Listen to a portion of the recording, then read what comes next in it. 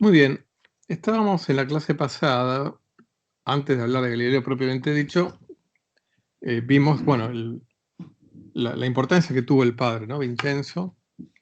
Lo último que habíamos visto eran los análisis que hizo Vincenzo Galilei, que detrás de intervalos musicales hay más de una fracción posible, dependiendo cuál es la característica física que hay detrás. Por ejemplo, el caso de la octava era, bueno, si es la longitud, tiene que ver el número 2. Si es la tensión de la cuerda, tiene que ver el número 2 al cuadrado, o sea, el 4. Y si es el volumen de un tubo de un órgano de iglesia, tiene que ver con 2 al cubo, ¿no?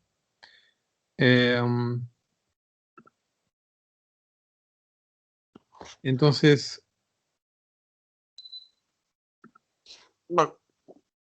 bueno,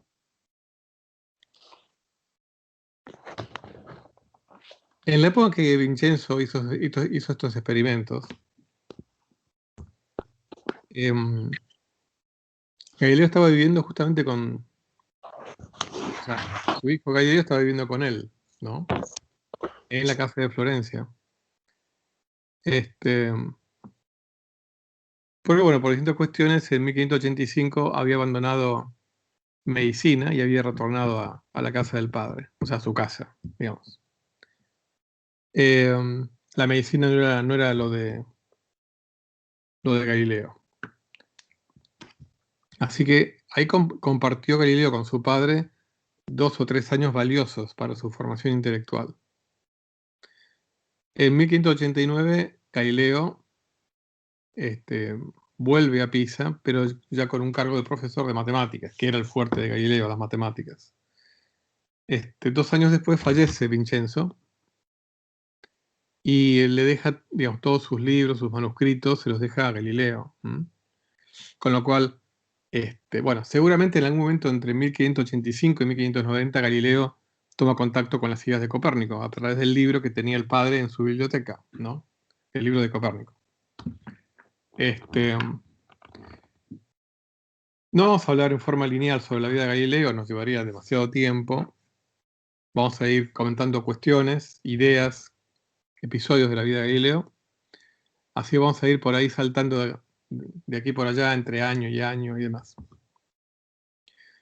En 1615 él escribió una obra, no de las más grandes, de las más importantes, llamada Consideraciones acerca de la opinión copernicana. Y ahí escribía Galileo: alentado por la autoridad de tantos grandes hombres, Copérnico examinó el movimiento de la Tierra y la estabilidad del Sol. Sin su aliento y autoridad por sí mismo, bien no hubiera concebido la idea, o bien lo hubiera considerado un gran absurdo y paradoja, como él confiesa haberla considerado primeramente. O sea, le pasa que ya Copérnico había tenido, lo que se está diciendo Galileo, Copérnico había tenido acceso a, bueno, a otros hombres que se habían animado a pensar, ¿y si la Tierra se mueve? ¿No? Como vimos, Aristarco, Quaresma, sigue Galileo. Pero luego, a través de largas observaciones de los sentidos, resultados favorables y demostraciones muy firmes, la encontró tan consonante con la armonía del mundo que se sintió completamente seguro de su verdad. Por ende, esta posición no es introducida para satisfacer al astrónomo puro, sino para satisfacer la necesidad de la naturaleza. ¿Quién no sabe que hay una armonía de lo más agradable entre todas las verdades de la naturaleza y una disonancia de lo más aguda entre falsas posiciones y efectos verdaderos? O sea, acá lo que estaba diciendo Galileo, que había algo más que la conveniencia a los efectos predictivos, ¿no?, calculísticos del modelo de Copérnico frente al de Ptolomeo, sino que lo que siente el filósofo de la naturaleza, más allá de lo que siente el astrónomo, que lo que quiere es describir cómo se mueven los planetas, es una sensación de que se encontró un secreto de la naturaleza al cambiar el modelo. Esto es lo que está diciendo Galileo, ¿no? Hay otro libro importante de Galileo, se llama El ensayador, Il Saggiatore. Ahí digamos, Galileo es de alguna manera una obra en donde Galileo defiende, eh, publicita, digamos, este naciente método científico, ¿no? Y acá hay algo, esta frase es muy famosa de Galileo, este párrafo que les voy a compartir, en donde relaciona nuestra capacidad y posibilidad de comprender a la naturaleza con las matemáticas. Dice, la filosofía está escrita en ese grandioso libro que está continuamente abierto ante nuestros ojos. Lo llamó universo. Pero no se puede descifrar si antes no se comprende el lenguaje, si conocen los caracteres en que está escrito. Está escrito en lenguaje matemático, siendo, siendo sus caracteres triángulos, círculos y figuras geométricas. Sin estos medios es humanamente imposible comprender una palabra. Deambulamos vanamente por un oscuro laberinto. Entonces, el resumen sería, el libro de la naturaleza está escrito en lenguaje matemático. Y si no conociéramos ese lenguaje, o si no lo conocemos, nos vamos a quedar deambulando en un oscuro laberinto, porque no vamos a entender nada. Digamos, la analogía realmente es muy atinada, ¿no? Es como intentar leer un libro cuyo idioma uno no conoce, no entiende nada. Entonces, un poco lo que resume es tantos siglos de intentos por comprender la naturaleza infructuosos, ¿no? Al fin y al cabo no había habido, como vimos, grandes avances científicos en filosofía de la natural en, digamos, los 2 milenios previos. Fueron insignificantes los avances luego de ese gran despertar intelectual griego, ¿no? En el siglo VI, V, IV, luego no hubo grandes avances. Lo que está diciendo Galileo, que eso se debe a que el ser humano no se había dado cuenta que el secreto del progreso en nuestro conocimiento estaba en unir la matemática con la naturaleza, usar la matemática para entender la naturaleza. ¿Mm? Entonces, en este contexto, cuando Galileo habla de filosofía, se refiere muy probablemente a la filosofía natural, el conocimiento del universo, de la naturaleza. En este caso, universo, podríamos pensar que Galileo utiliza esa palabra para referirse en general a la naturaleza, al mundo que nos rodea, ¿no? Lo que pasa es que para él la palabra naturaleza, en el contexto actual, tiene más que ver con lo que entendemos hoy en día, ¿no? La naturaleza, lo que nos rodea a nivel terrestre, ¿no es cierto? Los árboles, montañas, ríos de nuestro planeta Tierra. En cambio, mundo o universo, bueno, es algo que trasciende a nuestro planeta en particular. Por supuesto que hoy sabemos que, digamos, gran parte de las ciencias usan el lenguaje de las matemáticas, no solamente la física, la química, biología, geología, ¿no? Incluso la economía y la sociología en gran medida lo usan para, digamos, desarrollar modelos predictivos. Hay una cosa que Galileo es heredero, digamos, de Sócrates, Platón y Aristóteles, y es que no le interesaba estudiar hechos contingentes, sino descubrir las leyes universales, ¿no?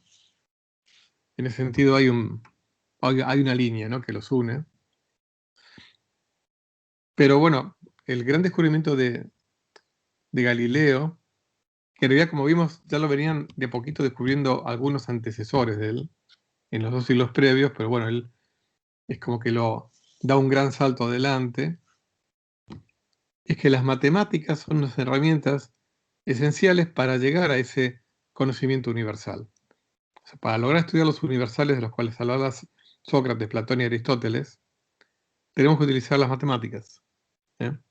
Es una herramienta fundamental para poder estudiar las leyes universales y entender a los propios universales, ¿no?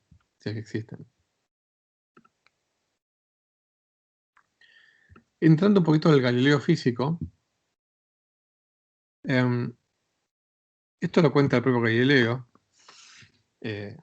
Cuando era bastante joven, fue a misa a la Catedral de Pisa, la época que estaba en Pisa. Este, y un candelero había encendido una lámpara de estas gigantes que cuelgan desde lo alto de las catedrales. Al encender todas las velas, la lámpara había quedado como un poquito fuera de su punto de equilibrio. Y Galileo, que se ve que en ese momento no tenía nada mejor que hacer, o no era tan interesante el sermón, o bueno, evidentemente, claramente le apasionaba este mundo de la matemática y su asociación con la naturaleza, empezó a medir, tomando como referencia su propio pulso, cuánto duraban las oscilaciones de la araña esa, ¿no?, que colgaba con las velas encendidas. Se dio cuenta que a medida que la amplitud de la oscilación iba disminuyendo, el tiempo que pasaba entre oscilación y oscilación no disminuía. O sea, por más que la amplitud iba disminuyendo, el tiempo que tardaba la araña en ir y volver no disminuía. Eso se le llamó mucho la atención, con lo cual cuando luego en su casa lo que hizo fue hacer experimentos. Agarró una cuerda, la colgó de alguna viga o del techo, digamos, le colgó una piedra y midió cuánto tardaba la piedra en ir y volver. Y se dio cuenta que, digamos, que no disminuía el tiempo de ida y vuelta por el hecho de que la piedra eh, tuviera una amplitud de oscilación menor. ¿Mm? Eso fue un gran descubrimiento, nadie antes lo había descubierto eso, ¿no? Bueno, les cuento que detrás de ese descubrimiento está relacionado íntimamente lo que se llama la ley de la universalidad de la caída libre, que es algo que Galileo también va a descubrir después. Es un ida y vuelta esto, ¿no? Al darse cuenta que no variaba, surgió la idea de utilizar péndulos para medir pulsos de pacientes. O sea, los primeros pulsómetros o el pulsómetro sería un instrumento basado en un péndulo para medir el pulso de los pacientes. Así que bueno, detrás de esto estaba metida porque cuando una piedra oscila, lo que está haciendo es cayendo bajo la gravedad. Si no hubiera gravedad, no habría péndulos, ¿no? O sea, acá es el primer encuentro de Galileo con el mundo de la gravedad, ¿no? Acá un poco estoy diciendo eso. La oscilación de un péndulo es un caso particular de una caída libre, nada más que acá es una caída no tan libre, porque la piedra que está cayendo está atada a una cuerda, la cual está atada al techo, ¿no? Y en este caso la caída libre, la caída, digamos, la caída de la piedra, en la práctica equivale a caer a lo largo de una especie de, llamémosle, plano inclinado pero no recto. O sea, un arco de círculo. O sea, si la piedra está tensa siempre, la trayectoria de la piedra es un círculo. Entonces, es equivalente a si uno tirara una piedrita y dejara de rodar por una palangana con forma de círculo, ¿no? Y entonces Galileo empezó también a darse cuenta que el periodo de oscilación de un péndulo es independiente de la piedra que yo le cuelgo. Y acá está el kit de la cuestión de la universalidad de la caída libre. O sea, lo que va a descubrir Galileo, que ya un poco se acuerdan que Benedetti lo había anticipado. Benedetti había dicho que todos los cuerpos de la misma composición caen igual frente al campo, digamos, caen igual en la Tierra, ¿no? Con el péndulo, Galileo, digamos, confirma esa idea, porque confirma que no importa qué es lo que yo le cuelgue a mi cuerda, o de qué está hecha la piedra de la cual cuelga digamos, el péndulo, que conforma el péndulo, el periodo de oscilación no cambia. Galileo se dio cuenta que el periodo de oscilación solamente cambiaba cuando le cambiaba la longitud de la cuerda, pero no cuando le cambiaba qué cosa le estaba colgando a la cuerda. Claro, lo que Galileo se dio cuenta era que con péndulos lo que estaba haciendo era de alguna manera diluir la fuerza de gravedad. Porque la fuerza de gravedad es fuerte cuando algo cae verticalmente, pero cuando algo cae en un plano inclinado o en una cuerda, los tiempos se ralentizan, porque es una caída semi-horizontal, entonces va más lento, ¿no? Entonces, como las velocidades que involucra son mucho menores, la resistencia del aire es mucho menor, con lo cual ahí queda más desnudo el principio de universalidad de la caída libre. Porque, bueno, les cuento, para los que no saben, que la fuerza de resistencia del aire aumenta con la velocidad. Cuanto más rápido algo se mueve, mayor es la fuerza. Entonces, si algo se mueve despacio, la fuerza del aire es despreciable. En cambio, la fuerza de la gravedad no aumenta con la velocidad. La fuerza de la gravedad es siempre la misma, la fuerza. Mientras que la fuerza del aire aumenta con la velocidad. Entonces, cuando yo puedo hacer que algo caiga despacito, puedo despreciar la resistencia del aire. Y acá está entonces un plano inclinado que usó Galileo. Eso está en el Museo Galileo, ahí en Florencia. Entonces, Galileo empezó a hacer experimentos con estos planos inclinados. Fíjense acá hay unas horquillas que cada vez están más espaciadas. Y él lo que hizo fue ver cómo ubicar las horquillas de forma tal que el ruido que yo escucho cuando la bolita pasa por alguna horquilla, lo escuche como a un ritmo constante. O sea, él se dio cuenta que ubicando las horquillas de esta manera, el tiempo que pasaba entre que la bolita esta que cae rodando pasa por una y por otra es siempre el mismo. Es siempre el mismo. O sea, el tiempo que tarda en recorrer esta distancia es el mismo que tarda en recorrer esta. Con lo cual acá ya va más rápido, porque acá hay más distancia. Entonces, esto, como les decía, consiste en diluir la fuerza de la gravedad. El otro es un reloj de agua para medir el tiempo empleado por la esfera en recorrer distintas distancias, ¿no? Pero también hizo otra cosa, Galileo, y eso no es tan conocido. Y es justamente lo que trató de hacer al poner estas horquillas es en dónde poder ubicarlas para sentir un ritmo constante. Pues está comprobado, hoy en día está comprobado, que el oído, el ser humano tiene una cierta limitación para medir tiempos. O sea, incluso con un reloj de agua también tiene su límite de precisión. Pero sí el ser humano tiene una gran sensibilidad para descubrir cuándo algo es rítmico y cuándo no lo es. Entonces, al ir probando con distintas posiciones de las horquillas, hasta lograr una disposición tal que cuando la bolita cae, yo siento un tic, tic, tic, tic rítmico, eso es mucho más sensible que cualquier reloj existente en la época en que Galileo hizo estos experimentos. Esto fue un descubrimiento hecho hace no mucho, hace 50 años.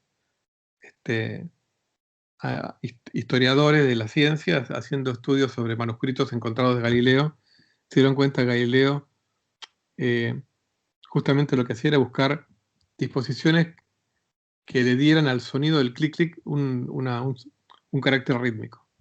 Eso, el ser humano es mucho más sensible a eso. Puede captar, digamos, incluso, llamémosle, arritmias que involucren menos de décimas de segundo.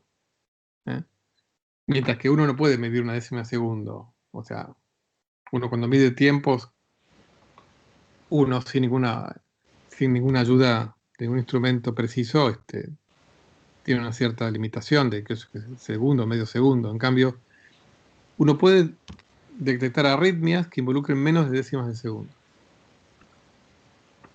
Bueno, así que, ¿cómo hizo Galileo? Él encontró que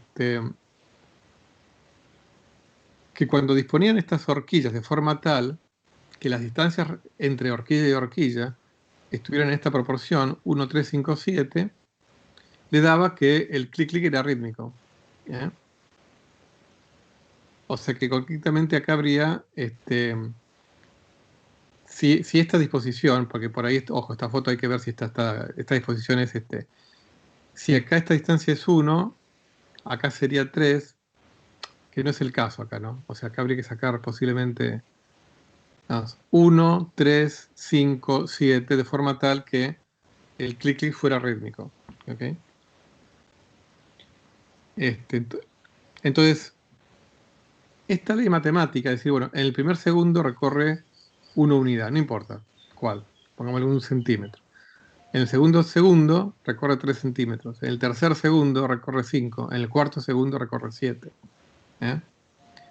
Pero esta ley no importa, digamos, yo le asigno el valor 1 a la distancia que recorre en el primer segundo. Entonces, no importa, yo le puedo ir cambiando la inclinación al plano inclinado y voy a encontrar siempre la misma ley. Eso es lo que encontró Galileo, la misma ley. O sea, en el segundo segundo recorre 3 veces lo que recorrió en el primer segundo. En el tercer segundo recorre 5 veces lo que recorrió en el primer segundo. Y eso siempre así, no importa la inclinación de la... Entonces, fíjense, si uno va sumando esto, o sea, la distancia total recorrida, total, entonces al cabo del primer segundo es 1. Al cabo del segundo segundo es 4, porque es 3 más 1. Al cabo del tercer segundo es 8. Perdón, 9. 5 más 3 más 1, 9. Al cabo del cuarto segundo es 16. ¿Y eso qué? Se dio cuenta Galileo. 1, 4, no 16, es 1 al cuadrado, 2 al cuadrado, 3 al cuadrado, 4 al cuadrado. ¿Mm? Con lo cual, lo que comprobó Galileo es que la distancia recorrida crece como el cuadrado del tiempo. ¿Mm? Como el cuadrado del tiempo transcurrido. ¿Eh? En el lenguaje de la época de Galileo, el cuadrado se llamaba doble proporcional, así lo escribe Galileo. La distancia recorrida en un dado segundo aumenta doble proporcional al tiempo que ha transcurrido. Va como el cuadrado, eso significa.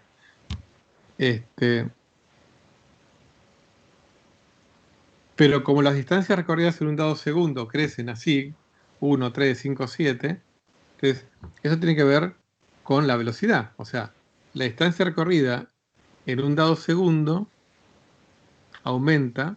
O sea, acuérdense que pasa siempre un segundo entre horquilla y horquilla. Entonces, esto significa que la velocidad aumenta linealmente con el tiempo. Esta es una ley de aumento lineal. 1, 3, 5, 7 es un aumento lineal. Entonces descubrió que la velocidad aumenta en proporción siempre al tiempo.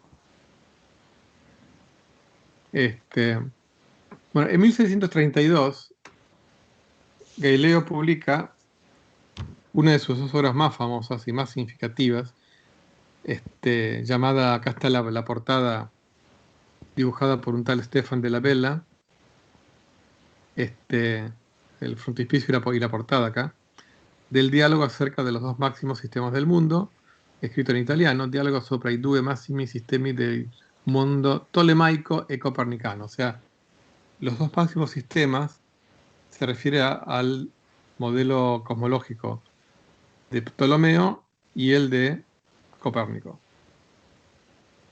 Bueno, se publica en 1632 en Florencia y es un larguísimo diálogo entre tres personajes venecianos.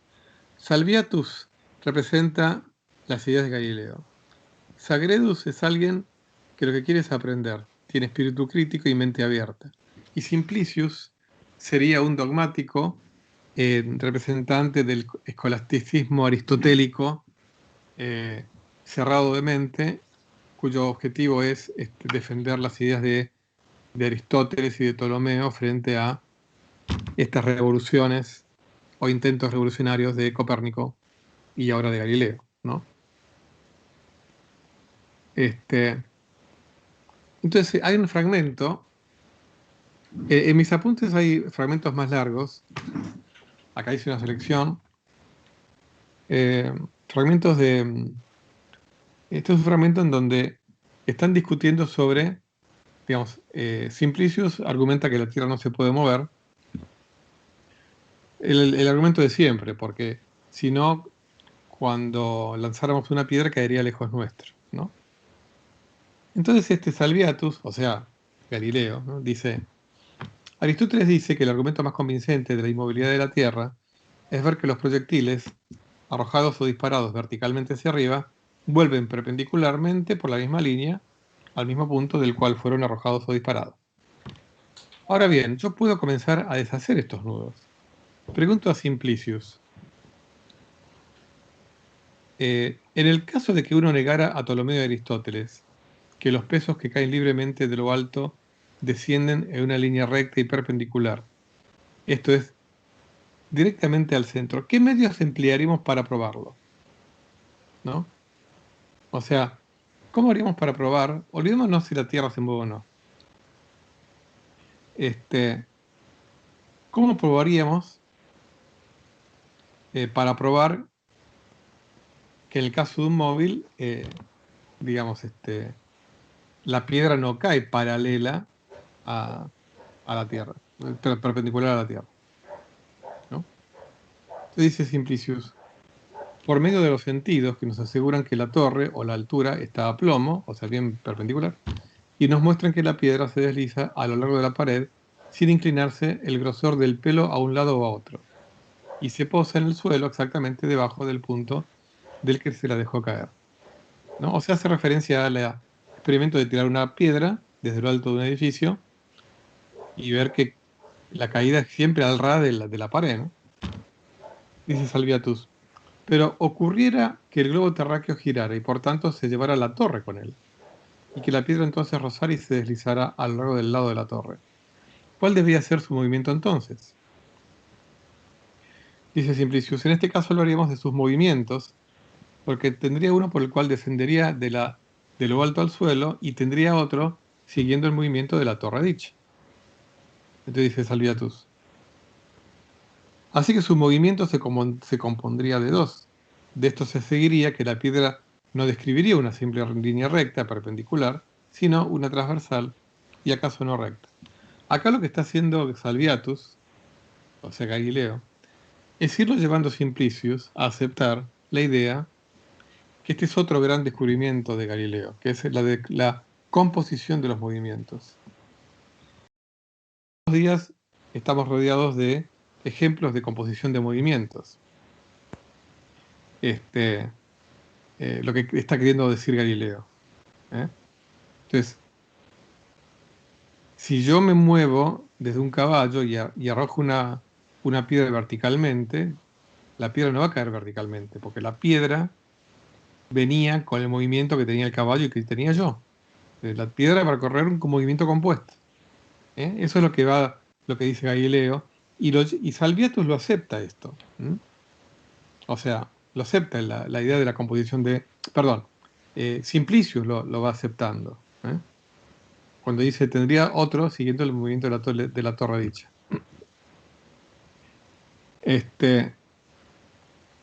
Lo dice Simplicius, yo no puedo decir nada acerca de su no rectitud, pero yo reconozco que necesariamente sería transversal. Entonces Salviatus dice, usted ve por tanto que si meramente observamos que la piedra cae a lo largo de la torre, usted no puede afirmar con seguridad que describe una línea recta y perpendicular, a menos que usted no suponga primero que la Tierra está quieta. Y Simplicius dice, cierto, porque si la Tierra se moviera, el movimiento de la piedra sería transversal y no perpendicular. O sea, Salviatus lo lleva a Simplicius a aceptar que si la Tierra se moviera, el movimiento de la Tierra sería transmitido a la piedra, con lo cual cuando la Tierra comenzara a mover, comenzaría ya con el movimiento transversal que tenemos todos por estar parados arriba de la Tierra. Entonces acá es donde Salviatus le hace ver a Simplicius cuál es el kit de por qué Aristóteles argumentaba en contra del movimiento de la Tierra. Y es el siguiente, dice, la defensa de Aristóteles consiste entonces en la imposibilidad, o al menos a su juicio, una imposibilidad de que la piedra se moviera con un movimiento mezcla de rectilíneo y circular. Porque si no tuviera por imposible que la piedra pudiese moverse a la vez al centro y en torno al centro, ¿no? O sea, perpendicularmente, hubiera comprendido que pudiera ocurrir que la piedra que cae puede en su descenso rozar la torre, lo mismo cuando ésta se mueve que cuando está quieta. O sea, lo que dice Salviatus es, el prejuicio o el problema de Aristóteles fue que él estaba aferrado a la idea de que el movimiento natural de una piedra es en vertical hacia abajo, hacia el centro. Con lo cual, cuando la piedra se mueve en el aire, inmediatamente tiene que seguir el movimiento natural, que es el vertical. No puede tener un movimiento compuesto. Dice entonces, en consecuencia, debe haber comprendido que de este razonamiento no se puede inferir nada tocante a la movilidad o inmovilidad de la Tierra. Pero esto no excusa en modo alguno a Aristóteles, porque él debió haberlo expresado, si tenía tal idea, por ser una parte tan sustancial de su argumento. Acá Galileo lo critica a Aristóteles, después no haber sido más explícito, que el kit del argumento de Aristóteles es que él no admitía que una roca pudiera tener un movimiento compuesto. Para Aristóteles, todas las piedras tienen que tener el único movimiento natural para el posible, para una piedra, ¿no? Que es el movimiento vertical. O sea, el kit del argumento de Aristóteles es no aceptar la posibilidad de un movimiento compuesto. ¿eh? Cada elemento tenía su movimiento natural y no podía tener otro. Entonces sigue, ¿no? Sigue Salviatus. Así pues, por esta razón no se puede decir que tal efecto es imposible o que Aristóteles lo juzgaba así. Lo primero no puede ser afirmado porque pronto veremos que no solo es posible, sino necesario. Ni tampoco lo segundo puede ser asegurado, porque el propio Aristóteles conviene en que el fuego se mueve naturalmente en línea recta y se mueve alrededor con el movimiento diurno, comunicado por los cielos a todo elemento del fuego y la mayor parte de la capa alta del aire. Si por tanto Aristóteles tiene por posible mezclar el movimiento recto hacia arriba del fuego con el circular, o sea, para Aristóteles es verdad eso, el fuego, por más que había dicho que el movimiento natural del fuego es ascender, pero también el fuego puede moverse circularmente. Y un ejemplo de ello, desde la cosmología de Aristóteles, es el movimiento del Sol alrededor de la Tierra. ¿eh? Para Aristóteles, si el fuego puede tener un movimiento compuesto, ¿no? mucho menos debe considerar imposible la mezcla del movimiento recto de la piedra hacia abajo con el circular que suponemos natural a todo el globo terráqueo, del cual la piedra es una parte.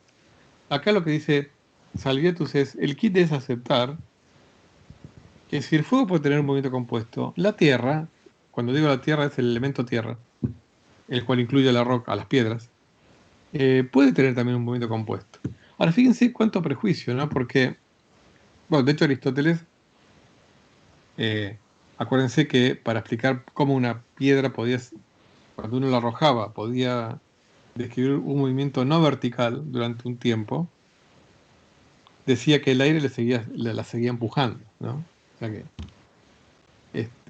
porque el movimiento natural para Aristóteles de la piedra era hacia abajo. Entonces más adelante Salviatus dice, y acá trae el ejemplo del barco, ¿no? Conocido obviamente en la época de Aristóteles y en la época de Galileo. Si de lo alto de una torre dejamos caer un pájaro muerto y otro vivo, el pájaro muerto hará lo mismo que la piedra. Esto es, primero seguir el movimiento general diurno y después el movimiento de caída. Exactamente como en la piedra. Pero si el pájaro que dejamos caer está vivo, ¿quién impedirá, aún permaneciendo el movimiento diurno, o sea, el movimiento, digamos, de la rotación de la Tierra, según la óptica de Galileo, ¿no? volar con auxilio de sus alas al punto del horizonte que le plazca? Y este nuevo movimiento, como particular del pájaro y no participado por nosotros, debe hacérsenos necesariamente visible. En suma, el efecto del vuelo de los pájaros no difiere de los proyectiles disparados o arrojados a cualquier parte del mundo en nada, excepto que los proyectiles son movidos por una impulsión externa y los pájaros por un principio interno. O sea, el proyectil por la pólvora, el pájaro por, bueno, el principio interno de sus alas, el problema, el misterio de la vida, ¿no? etc. Entonces acá, siempre en la misma obra, pero más adelante, Vamos a otro aspecto que es quizá el más trascendente de Galileo. Yo siempre digo que Galileo fue el primer relativista. El primer físico relativista fue Galileo, no Einstein. Él descubrió lo que se conoce como la relatividad galileana, que en realidad es similar a la relatividad de Einstein. La única diferencia es que para Einstein el tiempo también es relativo. Pero lo que tienen en común Galileo y Einstein es que para ambos las leyes de la física son las mismas en cualquier sistema de referencia que se mueva con velocidad constante. Y ahora vamos a de a poquito entender qué quiere decir eso. Dice Salviatus, ¿no? Ciérrese usted con algún amigo en la estancia más grande, bajo la cubierta de algún gran barco, y allí encierra también mosquitos, moscas y otras pequeñas criaturas aladas. Lleve además una gran artesa, es como un cuenco, ¿no? Llena de agua, y ponga dentro ciertos peces. Cuelgue también una cierta botella que gotee su agua en otra botella de cuero estrecho colocada debajo. Algo bien preciso, ¿no? Entonces, estando el barco quieto, observe cómo estos pequeños animales, alados, vuelan con parecida velocidad hacia todas las partes de la estancia. Cómo los peces nadan indiferentemente hacia todos lados. Y cómo las gotas caen en la botella situada debajo. O sea, le dice, fíjense que el vuelo de los mosquitos es isótropo, o sea, no hay ninguna dirección privilegiada. Y el nado de los peces también es isótropo. Sigue. Lanzando cualquier cosa hacia su amigo, usted no necesitará arrojarla con más fuerza en una dirección que en otra, siempre que las circunstancias sean iguales. Y saltando a lo largo, usted llegará tan lejos en una dirección como en otra. No hay que hacer más fuerza en una dirección que en otra. Después de observar estas particularidades, creo que nadie dudará que mientras el barco permanezca quieto, deben ocurrir de esta manera. Y acá viene la parte más interesante. Haced ahora que el barco se mueva con la velocidad que usted quiera, siempre que el movimiento sea uniforme y no oscile en esta dirección o en aquella. Usted no será capaz de distinguir la menor alteración de todos los efectos citados, ni podrá colegir por uno de ellos si el barco se mueve o se está quieto. Este es el descubrimiento de la relatividad, que dice que yo no puedo por ningún experimento local darme cuenta de si yo me estoy moviendo o estoy quieto. Obviamente, local, o sea, les traduzco en términos anacrónicamente, en términos modernos, lo que estoy diciendo Galileo. Ningún experimento local a mí me va a decir si el barco se mueve con velocidad constante o está quieto. La única forma de darme cuenta es haciendo un experimento no local. En este caso, ¿qué sería? Mirar por la ventanilla. Por el, entonces, si yo veo que ahí puedo ver si la costa permanece quieta o se está moviendo. Si está moviendo, bueno, se está moviendo el barco. Pero si yo no abro la escotilla, nada, y hago experimentos adentro de mi camarote, no voy a detectar ninguna diferencia. Voy a ver los mosquitos volando isotrópicamente. Voy a ver que si yo lanzo una pelota en una dirección o en otra, no voy a tener que hacer ni más ni menos fuerza. Y va a recorrer la misma distancia. Con una dada fuerza, va a recorrer la misma distancia de la pelotita, no importa en qué dirección la tire. Y así con cualquier experimento, la gotita de la botella va a caer perfectamente en la boca de la botella que está debajo. No hay experimento que yo voy a poder hacer que me diga si el barco se está moviendo o no. Y eso quizá algunos de ustedes lo habrán notado en un tren. O sea, a veces han tenido la sensación de que les parece como que el tren está quieto y es el andén el que se está moviendo, cuando es un tren, digamos, moderno y que arranca suavemente, o sea que la aceleración es despreciable, tiene la sensación de que es todo obviamente como uno sabe que no se puede mover toda una estación de tren, deduce que se está moviendo el tren. Pero cuando uno tiene otro tren al lado y empieza a notar que el tren de uno se mueve respecto al de al lado, hasta tanto no deje de tener el tren de al lado, usted no va a poder decir si es el tren de al lado el que se está moviendo en una dirección o el tren de ustedes que se está moviendo en dirección contraria.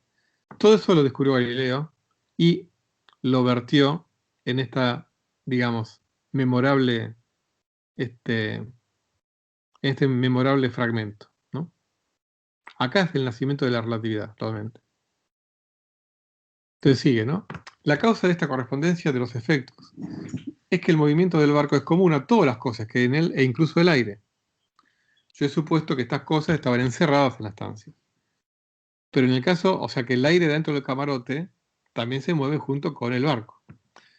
Pero en el caso de que estén sobre cubierta y al aire libre, y no obligadas a seguir la marcha del barco, se observarán diferencias más o menos notables en algunos de los efectos citados. Y no hay duda de que el humo se quedaría detrás como el aire mismo, y las moscas y los mosquitos, impedidos por el aire, no podrán seguir el movimiento del buque, si estaban separados de él a alguna distancia, pero manteniéndola cerca de él a causa de que el barco mismo, siendo una estructura anfractuosa, transporta consigo parte del aire cercano, seguiría en el barco sin pena ni dificultad. Bueno, en la medida en que, pero digamos, un mosquito o una mosca no pueden volar en cubierta eternamente siguiendo el ritmo del barco, se van a quedar atrás tarde o temprano, ¿no? Y Sagredo, acuérdense que Sagredo es el que estaba ahí en el medio, ¿no? Se convence bastante por todo esto. Dice, en confirmación de esto, yo recuerdo que estando en mi camarote me he preguntado cientos de veces si el barco se movía o si estaba quieto. Y a veces he supuesto que se movía en una dirección cuando en realidad se movía en otra. Así pues, quedo satisfactoriamente convencido de la invalidez de todos aquellos experimentos que han sido realizados en prueba de la parte negativa. Pero después Sagredo sigue y dice, pero ahora queda la objeción fundada sobre lo que nos muestra la experiencia, a saber, y esta es otra objeción diferente. Dice, a saber, que una rueda que gira tiene la propiedad de y dispersar las materias adheridas a la máquina. Es la famosa fuerza centrífuga. En este hecho, muchos fundan la opinión, y Ptolomeo entre otros, que si la Tierra girase con tan grande velocidad, las piedras y criaturas que están sobre ella serían lanzadas al aire y que no habría mortero bastante fuerte para fijar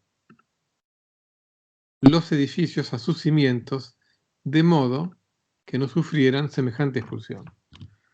Bueno, estamos en una época en donde la dinámica moderna, la dinámica newtoniana, justamente por algo se llama newtoniana, Newton todavía no había nacido en esta época, va a dejar en claro el tema de lo que se llama la fuerza centrífuga. Pero Galileo es el que da el puntapié inicial. Pero justamente Galileo lo que dice es que la Tierra gira, es verdad, y es verdad que la velocidad, si uno se pone a pensar, piensen que el diámetro de la Tierra es más o menos 40.000 kilómetros. Gira una vez por día. Hagan 40.000 dividido 24 horas y les da como 1.800 kilómetros por hora, más o menos.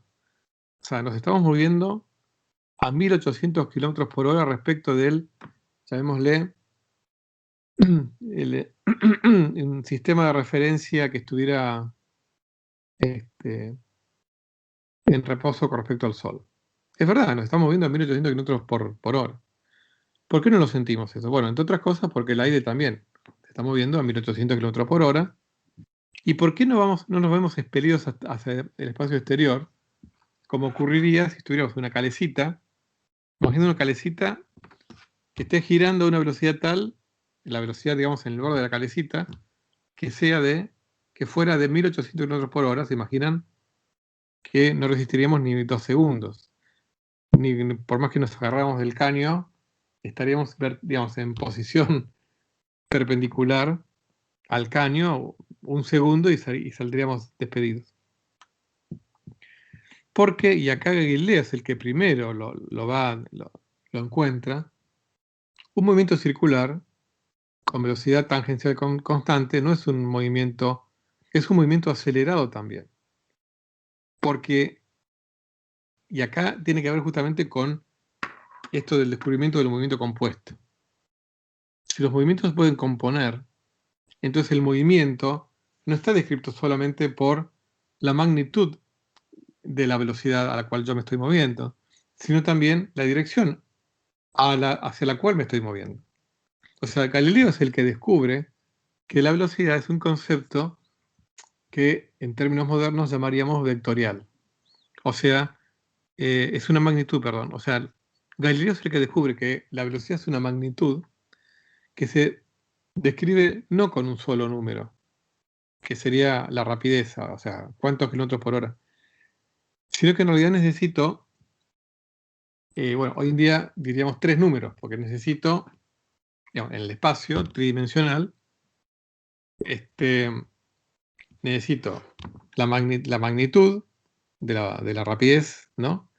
Y necesito 2 ángulos como para ubicarme la dirección de esa velocidad. O sea, ubicar la dirección, ¿no?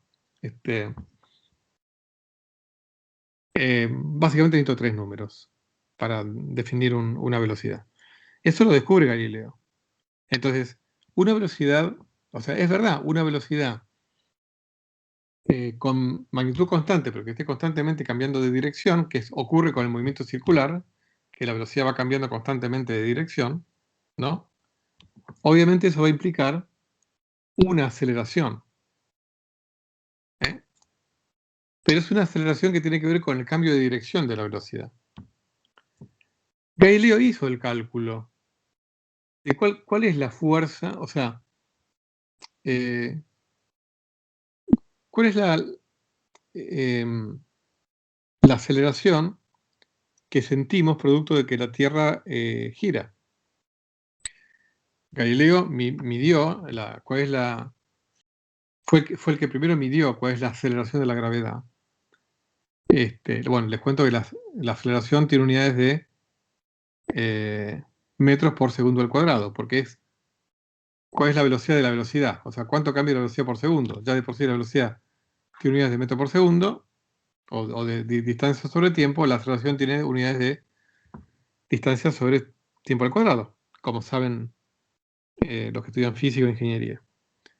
Y recordarán los de filosofía que por lo visto en el secundario, creo. Creo que se sigue dando, por lo menos en algunos secundarios. Entonces, Galileo fue el que primero midió con buena aproximación esa aceleración de la gravedad, que es la aceleración con la cual caen todos los cuerpos en nuestro planeta. Y es más o menos de 9,8, 9,81 metros por segundo al cuadrado. Calculó cuál es la aceleración que sentimos producto de estar girando a 1800 kilómetros por hora, pero claro, el radio de nuestra calecita planetaria es de 6000 kilómetros. O sea, nuestro planeta es una calecita de 6000 kilómetros de radio. Cuando uno calcula la aceleración, no me acuerdo, pero es como decir, no me acuerdo, pueden buscarlo en internet, debe estar entre un 10 milésimo y un millonésimo, no me acuerdo, de la aceleración de la gravedad. O sea, es completamente despreciable la aceleración producto de que la Tierra rota. Y eso fue lo que Galileo argumentó. O sea, ese argumento no es válido. No es válido para decir que la Tierra está quieta, porque la aceleración es despreciable. Bueno, acá un poco en los comentarios ya se los he ido dando. ¿no? El principio de la relatividad de Galileo. Einstein lo que hizo fue extender este principio de Galileo. Dijo, bueno, justamente Einstein se aferró al principio de Galileo y dijo, esto debe valer también para los fenómenos ópticos y electromagnéticos. O sea que si yo me encierro en un camarote adentro de un barco y hago experimentos con luz, con electricidad, con magnetismo, tampoco debería darme cuenta si el barco se mueve o está quieto, ¿no? Pero claro, esto es otra historia en la cual no vamos a hablar, pero pedir que las ecuaciones del electromagnetismo, que se llaman las ecuaciones de Maxwell, respeten la relatividad galileana, o sea que sean las mismas en un sistema de referencia que se mueva con velocidad constante, llevó a Einstein a concluir que dos sistemas de referencia que se mueven con velocidad constante uno respecto del otro, el tiempo y el espacio de uno está relacionado con el tiempo y el espacio de otro por una ecuación matemática que es diferente a la que el sentido común de todos, incluyendo Galileo, indicaba. Es diferente. Cuando las velocidades relativas se acercan a la de la luz, ahí el tiempo de un sistema de referencia no es el mismo que el tiempo de otro. Con lo cual lo llevó a Einstein a renunciar o a aceptar que la simultaneidad de dos eventos es un concepto relativo al observador, que no es algo absoluto. El concepto, pero bueno, eso es harina de otro costal. Bueno, y eso también ya se lo dije.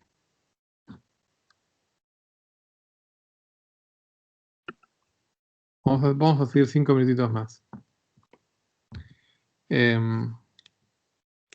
Vamos a ver esta transparencia y ya después cortamos con este primer video.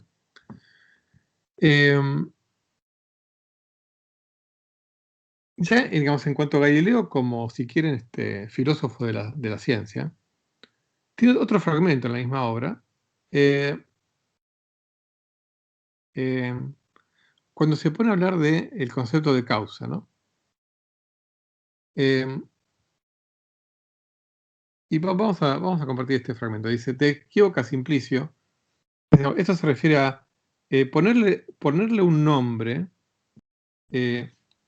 a un efecto es muy diferente de entender el origen o la causa de ese efecto. Y esto un poco Simplicio acababa de... Y digamos, ponerle un nombre es equivalente o es igualmente inútil que invocar a una naturaleza, ¿no? Es decir, bueno, la piedra cae porque está en su naturaleza caer. Eso no está diciendo nada. O sea, ¿no? Entonces dice, Salviatus dice, te equivocas, Simplicio, deberías decir que todos saben que se llama gravedad, pero yo no te pregunto por el nombre, sino por la esencia de la cosa. De esta tú no conoces, o sea, se está refiriendo obviamente a la causa de la caída de los cuerpos, ¿no? De esta tú no conoces ni un ápice más de lo que conoces sobre la esencia del motor de los astros que giran. Excluyo el nombre que se le ha atribuido y que se ha hecho familiar y corriente por las muchas experiencias que tenemos de él 1000 veces al día. Realmente no comprendo cuál poder o qué principio sea el que mueve una piedra hacia abajo, ni comprendemos lo que la mueve hacia arriba, después de que ha dejado al proyector o lo que hace girar a la luna.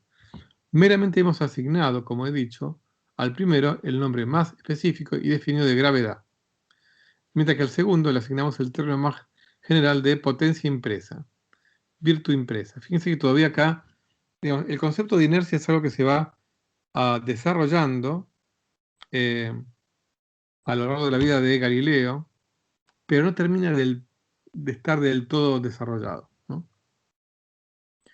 Y el último lo llamamos una inteligencia que o asiste o informa, y damos una causa de otros infinitos movimientos de la naturaleza. O sea, en ese sentido, Galileo es humilde y reconoce que él lo que está haciendo es describir una ley, pero no es que él conozca la naturaleza última de la gravedad. O sea, lo que sí está descubriendo una ley matemática precisa, ¿Mm? En cuanto a lo que yo les dije, que Galileo no termina de aclarar para sí mismo el concepto de inercia, es que Galileo sí descubre lo que se llama el principio de inercia, y es que todo cuerpo continúa moviéndose con velocidad constante y en la misma dirección, ¿no? A menos que una fuerza lo detenga o lo acelere. Pero Galileo este principio lo extiende al movimiento circular, o sea que Galileo termina su vida sin tener del todo claro que el movimiento circular también necesita de una fuerza, ¿no? Por más que él mismo sabía que la velocidad, el movimiento circular requiere de una aceleración. Pero bueno, como yo siempre les digo, ¿no? Ningún genio puede descifrar todo en una sola vida. Bueno, acá terminamos con esta primera parte de la clase. Dejo de grabar.